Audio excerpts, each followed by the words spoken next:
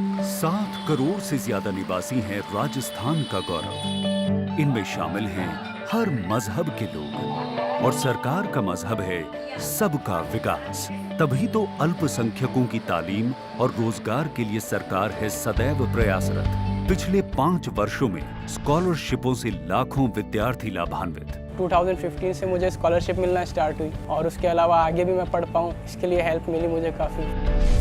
शिक्षा एवं रोजगार के लिए रियायती दरों पर ऋण, अनुप्रति योजना द्वारा आर्थिक प्रोत्साहन। मैंने 50,000 रुपए का ऋण लिया था। इसमें मुझे OTC योजना के तहत ब्याज की छूट मिली। अल्पसंख्यक सघनता वाले क्षेत्रों में बने कई स्कूल, चिकित्सा केंद्र और ट्रेनिंग सेंटर। अब मिट रही है तरक्की और आवाम के बीच की दूरी। कोई भी हो मजहब, विकास सबके लिए जरूरी, ताकि विकास के सफर पर कोई छूट न जाए।